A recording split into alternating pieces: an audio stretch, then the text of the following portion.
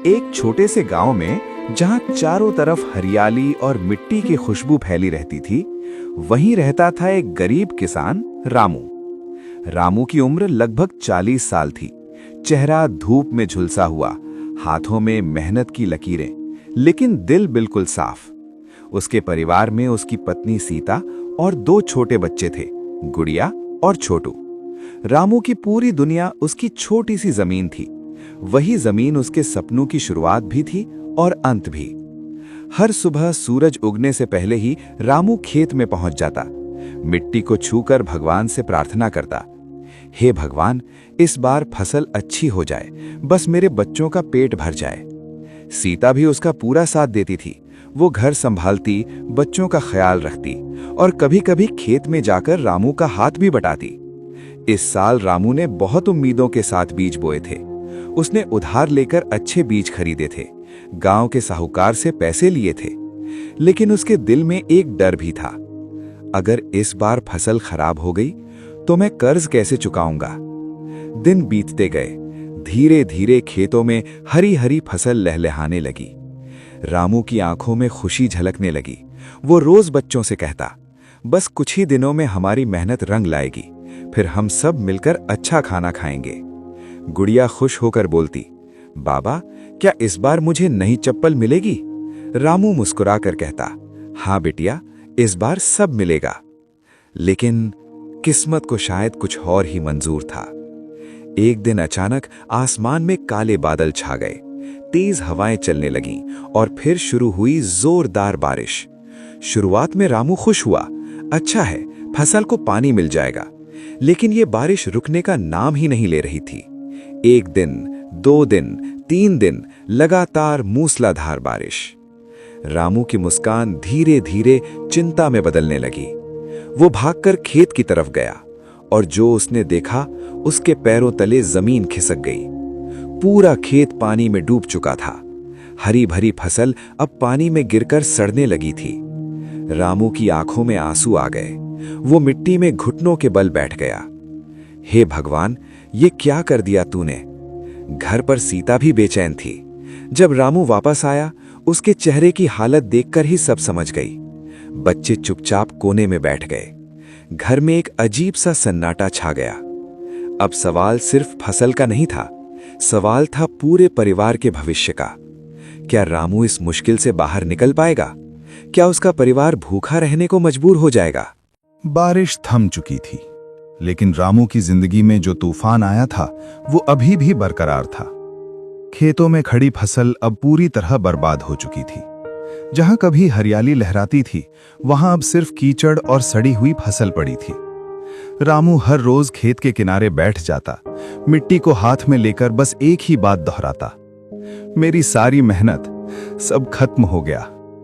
घर की हालत भी धीरे धीरे बिगड़ने लगी। रसोई में अनाज खत्म होने लगा था। सीता अब आधा पेट खाकर बच्चों का पेट भरने की कोशिश करती, लेकिन कब तक? एक दिन छोटू रोते हुए बोला, मां, मुझे बहुत भूख लगी है। सीता की आंखों में आंसू आ गए। उसने बच्चे को सीने से लगाया, लेकिन देने के लिए कुछ नहीं था। रामू ये सब देख नहीं पा रहा था। उसका दिल अंदर ही अंदर टूट रहा था। उसी शाम गांव का साहूकार उसके घर आ पहुंचा। रामू, मेरे पैसे कब लौट आएगा? रामू हाथ जोड़कर बोला, मालिक, इस बार फसल खराब हो गई, थोड़ा वक्त दे दो। साहूकार गुस्से में चिल्लाया, मुझे कोई बहाना नहीं चाहिए, 1 हफ्ते में पैसे नहीं दिए तो जमीन छीन लूंगा। यह सुनकर रामू के पैरों तले जमीन खिसक गई। वो जमीन ही तो उसकी आखिरी उम्मीद थी। साहूकार के जाने के बाद घर में सन्नाटा छा गया। सीता धीरे से बोली, अब क्या करेंगे रामू? रामू कुछ देर चुप रहा, फिर उसने भारी आवाज में कहा, शायद अब मुझे शहर जाना पड़ेगा। सीता चौंक गई, शहर? लेकिन तुमने तो कभी गांव के बाहर कदम भी नहीं रखा। रामू ने आंसू छुपाते हुए कहा, अगर यहीं रहा तो हम सब भूखे मर जाएंगे। कम से कम शहर में मजदूरी करके कुछ कमा तो पाऊंगा। बच्चे ये सुनकर डर गए। गुड़िया रोते हुए बोली, बाबा, आप हमें छोड़कर मत जाओ। रामू ने उसे गले लगाया, लेकिन इस बार उसकी आंखों से आंसू रुक नहीं पाए। उस रात पूरे घर में कोई नहीं सो पाया। एक तरफ भूख, दूसरी तरफ कर्ज और अब परिवार से दूर जाने का दर्द। सुबह होते ही रामू ने एक छोटा सा बैग उठाया और घर के दरवाजे पर खड़ा हो गया। सीता और बच्चे उसे देख रहे थे। उनकी आंखों में डर था और उम्मीद भी। क्या रामू शहर जाकर अपने परिवार को बचा पाएगा या किस्मत उसे और बड़ी मुसीबत में डाल देगी?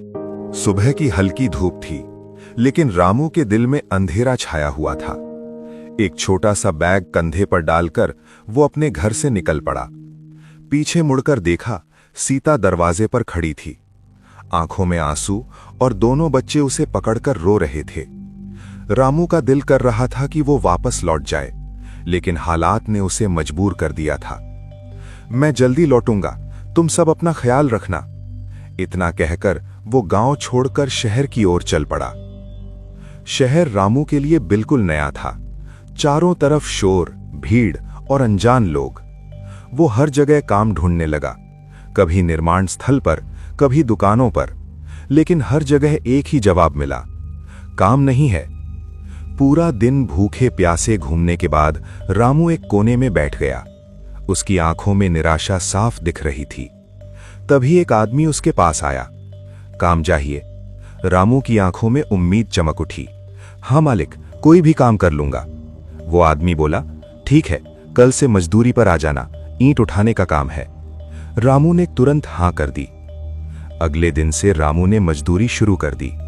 दिन भर भारी भारी ईंटें उठाता, तेज धूप में पसीना बहाता। उसके हाथ छिल गए थे, पैरों में छाले पड़ गए थे, लेकिन उसके दिमाग में सिर्फ एक ही बात थी, मुझे अपने परिवार को बचाना है। हर दिन की कमाई बहुत कम थी, लेकिन वो उसमें से थोड़ा थोड़ा बचाने लगा। उधर गांव में सीता की हालत और खराब हो रही थी। घर में खाने को कुछ नहीं बचा था। बच्चे रोज भूखे सो जाते। एक दिन गुड़िया बेहोश होकर गिर पड़ी। सीता घबरा गई। हे भगवान, अब मैं क्या करूं? मजबूरी में सीता ने घर के कुछ बर्तन बेच दिए, लेकिन यह भी ज्यादा दिन नहीं चला। कुछ दिन बाद साहूकार फिर से घर आ गया। समय खत्म हो गया है, अब ये जमीन मेरी है। सीता हाथ जोड़कर रोने लगी। मेरे पति शहर गए हैं, थोड़ा और समय दे दो। लेकिन साहूकार का दिल पत्थर का था। मुझे कुछ नहीं सुनना, कल तक घर खाली कर देना। सीता और बच्चों के सिर से अब छत भी जाने वाली थी। उधर शहर में रामू दिन रात मेहनत कर रहा था। उसे इस बात का जरा भी अंदाजा नहीं था कि उसका परिवार बहुत बड़ी मुसीबत में फंस चुका है। क्या रामू सही समय पर वापस आ पाएगा? क्या उसका परिवार घर से बेघर हो जाएगा? गांव में अगली सुबह सीता पूरी रात जागती रही। आंखों में नींद नहीं, दिल में डर और बच्चों की चिंता। गुड़िया अभी भी कमजोर थी। छोटू चुपचाप मां के पास बैठा था। उसी समय साहूकार अपने 2 आदमियों के साथ घर पर आ पहुंचा। समय खत्म हो गया, जल्दी से घर खाली करो। सीता हाथ जोड़कर रोने लगी। बस थोड़ा सा और समय दे दो मालिक, मेरे पति आने वाले हैं। लेकिन साहूकार ने उसकी एक नहीं सुनी। उसने अपने आदमियों से कहा, सामान बाहर फेंक दो। कुछ ही मिनटों में सीता का छोटा सा घर उजड़ गया। बर्तन, कपड़े, बच्चों के खिलौने सब मिट्टी में बिखर गए। गुड़िया ये सब देखकर रोने लगी। मां, हमारा घर क्यों तोड़ दिया? सीता के पास कोई जवाब नहीं था, बस आंसू थे। अब उनके पास रहने के लिए कोई जगह नहीं थी। वो तीनों गांव के एक पेड़ के नीचे बैठ गए। उधर शहर में रामू को आज मजदूरी के पैसे मिले थे। उसने सोचा, आज मैं घर पैसे भेज दूंगा, सब ठीक हो जाएगा। लेकिन तभी वहां काम करने वाले एक मजदूर ने उसे खबर दी, अरे रामू, सुना है तुम्हारे गांव में बहुत तबाही हुई है। कई लोगों की जमीन साहूकार ने ले ली। ये सुनकर रामू के होश उड़ गए। उसका दिल जोर जोर से धड़कने लगा। हे भगवान, कहीं मेरे घर के साथ भी कुछ। वो तुरंत काम छोड़कर गांव की तरफ भाग पड़ा। कई घंटों की यात्रा के बाद जब रामू अपने गांव पहुंचा तो जो उसने देखा, उसकी दुनिया ही उजड़ गई। जहां उसका घर था वहां अब सिर्फ खाली जमीन थी। आसपास के लोगों से पता चला, साहूकार ने तुम्हारा घर और जमीन दोनों छीन लिए। रामू की आंखों से आंसू बहने लगे। वो पागलों की तरह अपनी पत्नी और बच्चों को ढूंढने लगा। सीता, गुड़िया, छोटू, तुम कहां हो? आखिरकार उसे वो तीनों गांव के बाहर एक पेड़ के नीचे बैठे मिले। सीता ने जैसे ही रामू को देखा, वो दौड़कर उसके गले लग गई और फूट फूट कर रोने लगी। बच्चे भी अपने पिता से लिपट गए। रामू ने चारों तरफ देखा। उसका परिवार बेघर था, और उसकी सारी मेहनत मिट्टी में मिल चुकी थी। उसने आसमान की तरफ देखा और रोते हुए बोला, हे भगवान, अब क्या बचा है मेरे पास। लेकिन तभी एक बुजुर्ग आदमी उनके पास आया। उसकी आंखों में एक अजीब सी शांति थी। वो मुस्कुराते हुए बोला, बेटा, जब सब कुछ खत्म हो जाता है तभी असली शुरुआत होती है। रामू ने हैरानी से उसकी तरफ देखा। क्या ये बुजुर्ग उनकी जिंदगी बदल पाएगा या ये परिवार हमेशा के लिए टूट जाएगा? पेड़ के नीचे बैठे रामू और उसका परिवार पूरी तरह टूट चुके थे, लेकिन उस बुजुर्ग आदमी की बातें रामू के दिल में कहीं गूंज रही थीं। जब सब कुछ खत्म हो जाता है तभी असली शुरुआत होती है। रामू ने आंसू पोंछे और पहली बार मजबूती से खड़ा हुआ। अब मैं हार नहीं मानूंगा। बुजुर्ग मुस्कुराया और बोला, अगर तुम सच में मेहनत करने को तैयार हो तो मैं तुम्हारी मदद कर सकता हूं। रामू की आंखों में उम्मीद की हल्की किरण जगी। बुजुर्ग आदमी ने उन्हें गांव के पास ही एक छोटी सी खाली जमीन दिखाई। ये जमीन मेरी है, तुम यहां खेती शुरू कर सकते हो। रामू और सीता हैरान रह गए। लेकिन हमारे पास बीज और पैसे नहीं हैं। बुजुर्ग ने मुस्कुराकर कहा, मैं सब दूंगा, लेकिन एक शर्त पर। रामू घबरा गया। क्या शर्त है? तुम कभी हार नहीं मानोगे और मेहनत से पीछे नहीं हटोगे। रामू ने बिना सोचे तुरंत हां कर दी। अगले ही दिन से रामू और सीता ने फिर से मेहनत शुरू कर दी। धूप हो या बारिश, उन्होंने दिन रात एक कर दिया। बच्चे भी अब थोड़ा थोड़ा मदद करने लगे। गुड़िया पानी लाती, छोटू छोटे छोटे काम करता। धीरे धीरे नई फसल उगने लगी। इस बार रामू के चेहरे पर डर नहीं बल्कि आत्मविश्वास था। कुछ महीनों बाद खेत फिर से हरा भरा हो गया। इस बार फसल पहले से भी ज्यादा अच्छी हुई। रामू ने सबसे पहले बुजुर्ग का कर्ज चुकाया, लेकिन बुजुर्ग ने पैसे लेने से मना कर दिया। मैंने ये सब मदद के लिए किया था, सौदे के लिए नहीं। रामू की आंखें भर आईं।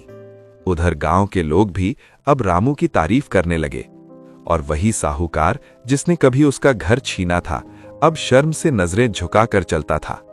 कुछ समय बाद रामू ने अपनी मेहनत से एक नया घर बना लिया। अब उसके बच्चे खुश थे। सीता के चेहरे पर फिर से मुस्कान लौट आई थी। एक दिन रामू उस बुजुर्ग को ढूंढने गया ताकि उसका धन्यवाद कर सके, लेकिन वो बुजुर्ग कहीं नहीं मिला। गांव वालों से पूछने पर पता चला ऐसा कोई आदमी इस गांव में कभी रहता ही नहीं था। रामू हैरान रह गया। उसने आसमान की तरफ देखा और धीरे से मुस्कुराया। शायद वो भगवान ही थे जो हमारी मदद करने आए थे। जिंदगी में चाहे कितनी भी बड़ी मुसीबत क्यों ना आए, अगर इंसान मेहनत और हिम्मत नहीं छोड़ता तो भगवान भी उसकी मदद करने आ जाते हैं।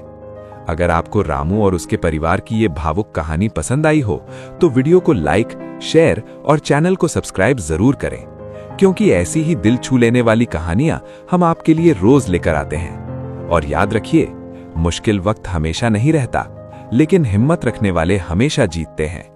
मिलते हैं अगली कहानी में। तब तक अपना और अपने परिवार का ख्याल रखें।